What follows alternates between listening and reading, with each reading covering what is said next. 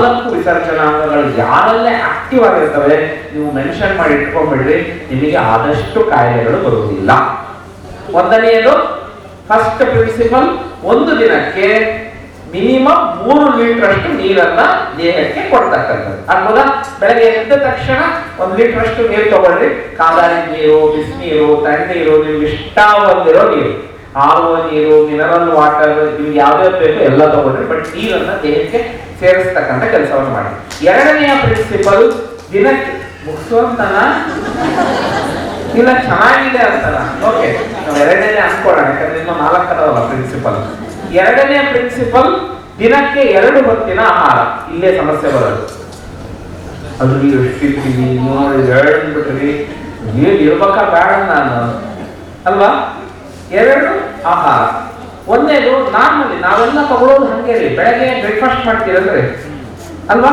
ಎರಡನೇದು ಲಂಚ್, ಮೂರನೇದು dinner. In between ನೀವು ತಗೋಣ ಅವೇನು ದೊಡ್ಡ ತೊಂದರೆ ಅಲ್ಲ, ಯಾಕಂದ್ರೆ ನಾರ್ಮಲ್ ಆಗಿರೋ ತಗೊಂಡ್ರೆ. 2 ಹೊತ್ತಿನ ಆಹಾರ ನಾನು ಯಾಕೆ ಹೇಳಿದೆ? ಉಪಹಾರ ಅಂತ ಕರೀತೀವಿ, ಬ್ರೇಕ್ಫಾಸ್ಟ್. ಕರೆಕ್ಟಾ? ಆ ವರ್ಡ್ ಮರೆಯೋದ್ರಲ್ಲಿ ನಾವು ಬಂದ್ಬಿಟ್ಟಿದ್ವಿ. ಏನಂದ್ರೆ ಉಪ ಅಂದ್ರೆ ಏನು? ಉಪ ಅಂದ್ರೆ ಅಲ್ವಾ, ಭೂಮಿ ಒಂದು ದೊಡ್ಡ ಗ್ರಹ, ನಾವು ಕಳಿಸೋದು ಒಂದು ಉಪಗ್ರಹ ಅಲ್ವಾ? Light food. ಲೈಟ್ ಫುಡ್ ಅಂದ ತಕ್ಷಣ ನಾನು ಏನೋ ತಗೊಳ್ಳೋದಲ್ಲ, good protein. Breakfast should be like king ಅಂತ. ಕಿಂಗ್ ಅಂದ್ರೆ ಬಹಳ ತಿನ್ಬೇಕು ಅಂತ. ಹಂಗೆ ಯಾವ ಕಿಂಗು ಇರಲ್ರಿ. ಚಿಕ್ಕಬಳೆ ತಿಂದು ಮಲಗೋ ರಾಜನ ನಾವ್ಯಾರು ನೋಡಲಿಲ್ಲ, ಶಕ್ತಿಯುತವಾದ ರಾಜನ್ನೇ ನಾವು ನೋಡಿದ್ರು. ಗುಡ್ ಪ್ರೋಟೀನ್ ಇರ್ತಕ್ಕಂಥ ಆಹಾರ. ನಮ್ಮ ಇಂಡಿಯನ್ ಸ್ಟೈಲ್ ಆಫ್ ಫುಡ್ ಏನಿದೆ ಅಲ್ಲ, ನೀವು ಇಡ್ಲಿ ಸಾಂಬಾರ್ ತಿಂತೀರೋ, ಇಡ್ಲಿ ಚಟ್ನಿ ತಿಂತೀರೋ, ಇವೆಲ್ಲವೂ ಗುಡ್ ಪ್ರೋಟೀನ್. ನೀವು ಉಪ್ಪಿಟ್ಟು ತಗೊಳ್ತೀರೋ, ನೀವು ತಗೊಳ್ಳೋಂಥ ಬ್ರೇಕ್ಫಾಸ್ಟ್ ಅನ್ನ ನೀವು ಗಮನಿಸ್ರಿ, ರಿಯಲಿ ಗುಡ್ ಪ್ರೋಟೀನ್. ಪ್ರೋಟೀನ್ ಅನ್ನ ದೇಹಕ್ಕೆ ಎಷ್ಟು ಬೇಕು ಅಷ್ಟನ್ನ ಮಾತ್ರ ಸೇರಿಸ್ತಕ್ಕಂಥ, ಹೆವಿ ಹಾಕೋದು ಬೇಡ. ಇನ್ನೂ ನ್ಯಾಚುರಲ್ ಆಗಿ ತಗೋಬೇಕು. ಮೊಳಕೆ ಕಾಳು, ನೆನೆಸಿದ ಕಾಳುಗಳನ್ನ ನೀವು ಬ್ರೇಕ್ಫಾಸ್ಟ್ ಆಗಿ ತಗೊಂಡ್ರೆ it will be very good food. Lunch ನಿಮ್ಗೆ ಎಷ್ಟು ಬೇಕಾದ್ರೂ ತಗೊಳ್ಳಿ, ಯಾಕಂದ್ರೆ ಬಾಡಿ ಒಳಗೆ ಮೆಟಬಾಲಿಕ್ ರೇಟ್ ಬಹಳ ಚೆನ್ನಾಗಿರುತ್ತೆ. ಸೊ ಈ ಟೈಮಲ್ಲಿ ನೀವು ತಗೊಳ್ಳುವಂತ ಆಹಾರವು ಸಂಪೂರ್ಣವಾಗಿ ದೇಹದಲ್ಲಿ ಜೀರ್ಣ ಆಗುತ್ತೆ. ಮೂರನೇದು ಡಿನ್ನರ್. ಇದು ವೆರಿ ಇಂಪಾರ್ಟೆಂಟ್. ನನಗೆ ಗೊತ್ತಿದ್ದು 2 ತರದ ಪ್ರಾಣಿಗಳು, ಒಂದು ದಿನಚರಿ, ಇನ್ನೊಂದು ನಿಶಾಚರಿ. ಮನುಷ್ಯ ಯಾವ್ದ್ರಿ?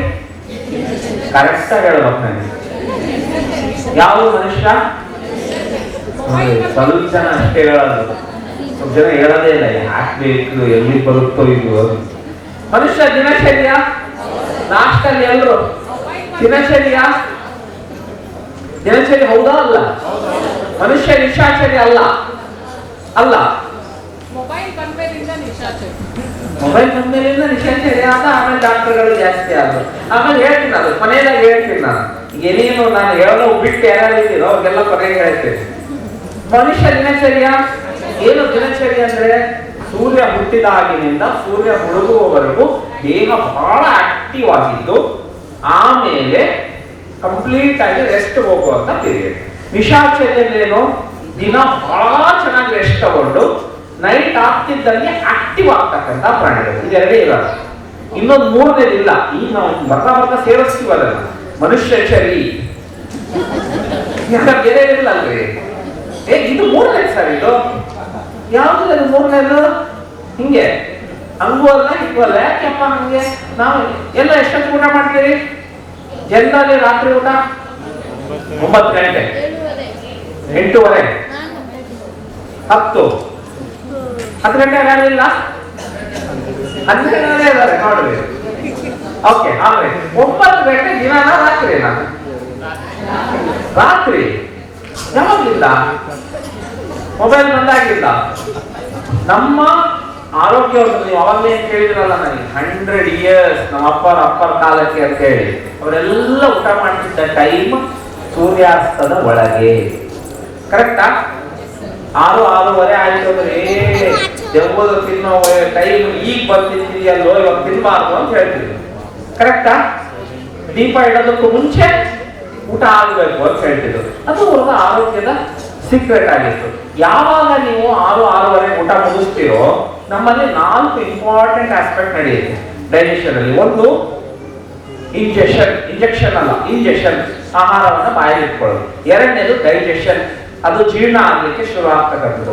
ಮೂರನೇದು ಅಬ್ಸಾರ್ಪ್ಷನ್, ದೇಹಕ್ಕೆ ಬೇಕಾದನ್ನೆಲ್ಲ ತಗೊಳ್ತಕ್ಕಂಥದ್ದು. ನಾಲ್ಕನೇದು ಎಲಿಮಿನೇಷನ್, ದೇಹಕ್ಕೆ ಏನ್ ಬೇಡ ಅದನ್ನ ದೇಹದಿಂದ ಹೊರಹಾಕೋದು. ನೀವು ಎಂತ ಸಿಂಪಲ್ ಫುಡ್ ಅನ್ನ ತಗೊಂಡ್ರು ಬಾಯಿಯ ಮುಖಾಂತರ ತಗೊಳ್ತೀರಿ, ಅನ್ನನಾಳದ ಮುಖಾಂತರವಾಗಿ ಅದು ಜಠರಕ್ಕೆ ಬಂದು ಸೇರುತ್ತೆ. ಜಠರದಲ್ಲಿ ಕನಿಷ್ಠ 2 ರಿಂದ 3 ಗಂಟೆ ಇರುತ್ತೆ. ಅಲ್ಲಿ ಎಲ್ಲ ಆಸಿಡ್ಗಳ ಒಟ್ಟಿಗೆ ಮಿಶ್ರಣ ಆದಮೇಲೆ ಸಣ್ಣ ಕರಳಿಗೆ ಹೋಗುತ್ತೆ. ನಮ್ದು ಸಣ್ಣ ಕರಳು ಸಣ್ಣದಲ್ಲಿ ಹೆಚ್ಚು ಕಡಿಮೆ 6 ಮೀಟರ್ ಉದ್ದ ಇರ್ತಕ್ಕಂಥದ್ದು. ಈ 6 ಮೀಟರ್ ಅನ್ನ ಕ್ರಾಸ್ ಮಾಡಿ ಅದು ದೊಡ್ಡ ಕರಳಿಗೆ ಬಂದ್ಬಿಟ್ರೆ ಅಲ್ಲಿಗೆ ನನ್ನ ಡೈಜೆಷನ್ ಪ್ರೋಸೆಸ್ ಕಂಪ್ಲೀಟ್ ಆಗುತ್ತೆ.